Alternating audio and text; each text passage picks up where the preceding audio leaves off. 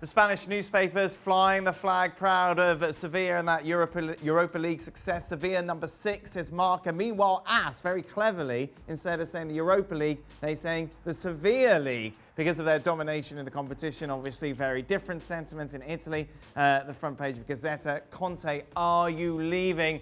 This is after his rather strong post-match comments. It's reiterated his unhappiness with parts of what's going on behind the scenes at the club. Robbo and Jules with us. Jules, is he leaving? I think he is leaving, Dan, after just one season at the club.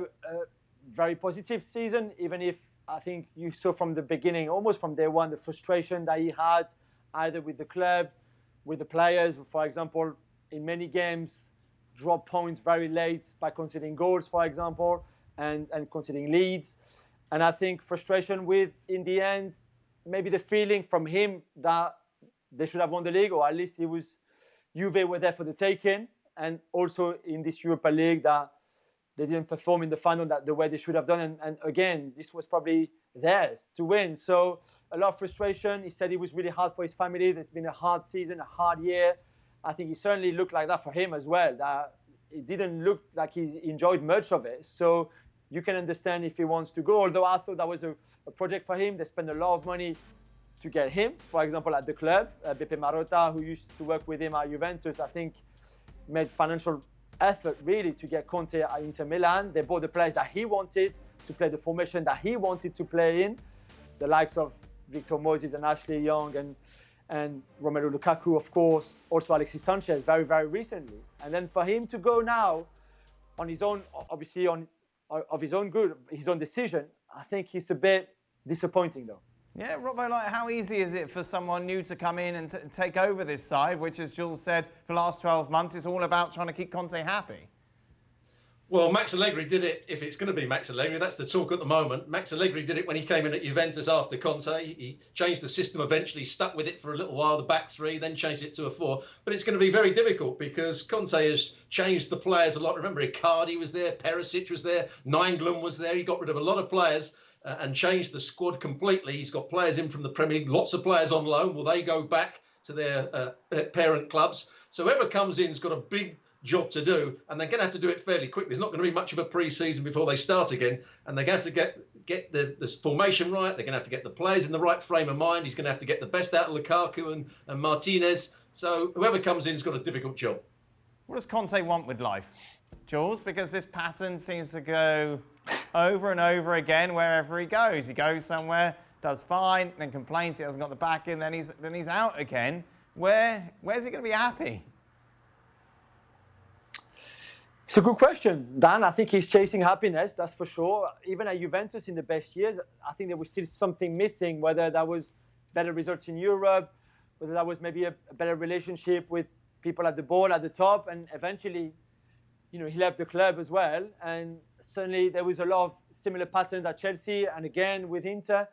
It's fascinating, I think, because I still think that he's a good manager. I think there's a lot of things going for him. And yeah, of course he shouts. And of course he moans a lot. And he's really happy, as we've been saying. But I still think tactically there's a lot of good there. And it's just a shame. I don't know if it comes from some sort of anger that he has in him all the time. I really don't know. But I just think it's a shame because, again, you could see clearly him doing good stuff with this Inter Milan side. They've got money to spend. They've got the Champions League again next season. They've got that momentum, finishing second and Europa League finalist. It's a good season, especially when they were coming from. So I don't know if that kind of project, he doesn't like it. It's not good. What kind of project is he after, really, as well? That's another question. But Robbo, you like Conte. We know you do. You've said so many positive things about him in the past. Jules is absolutely right. Just got his terminology right. I don't think he's a good manager. I think he's a brilliant coach because he doesn't seem to be able to manage the situation. Doesn't seem to be able to manage the board. He's arguing with the board all the time. He's arguing with fans. He's arguing with papers. And that's not a good manager. What he is a great tactical coach. I love watching these teams play. You could put out 11 players and not know who they are. And if you saw them play, you'd know it was Antonio Conte's side because of the formation they play, the way they get it into the front players. They're a positive side. He gets this criticism that he's a defensive coach or a negative coach. He's certainly not that. They play more forward passes than most teams do, and they get it into the front players more often than any other team. So I think he's a great tactician, but there's something wrong, as Jules alluded to, mentally, that he can't manage the club and he can't manage the players and he can't manage the ball. Brilliant coach. He's got to learn how to manage. Robbo mentioned Allegri. Of course, he's heavily linked to the job, Jules. Do you think he'll take it? Yeah, I think he will take it, of course. I mean, he has been waiting for a good project to come up, whether that was in France with PSG, in England with various clubs, back in Italy as well. We saw him arriving at Milan, we saw him arriving at Juventus, taking over obviously someone every time and a team in a project. And I think this would be very similar. He knows there's momentum going into next season with this Inter Milan side because of what they did this season. He will change, like Robbo explained so well, a few things, but not brutally, not straight in. Let's go and do my stuff and forget everything that happened before. Something that have worked well this season. I think that formation worked well. They could have had better results, of course, with Conte, but there's a lot of things that have worked well for some young players like Bastoni, like Barella, like Sensi, who unfortunately was injured for a lot of the season.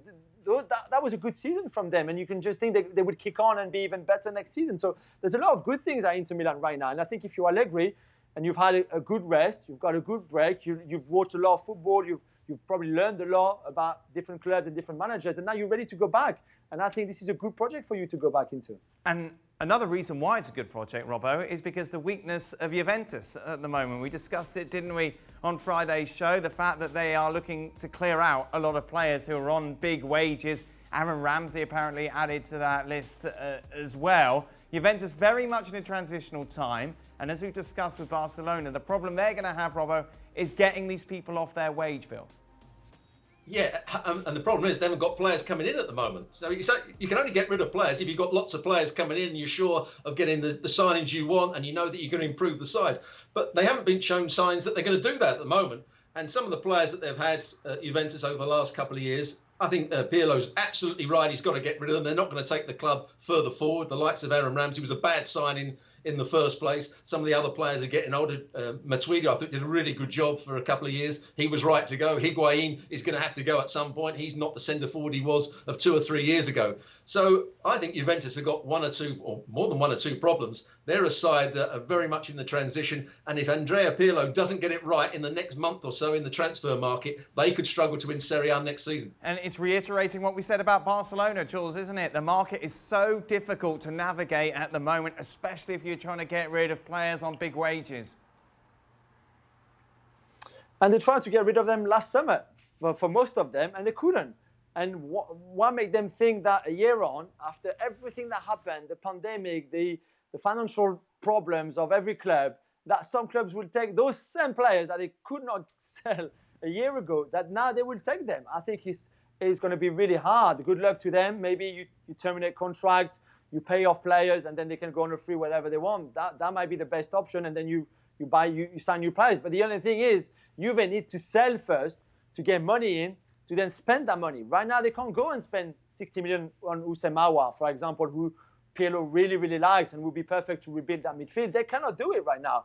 They will be able to do it if they sell Douglas Costa and get a bit of money. Same with Higuain, same with Ramsey, for example, and then they can spend that money on Aouar. Right now, they can't. So it's not just getting rid of players. It's also, that's so important for them, for their own recruitment, to get players in, because the money is not there right now.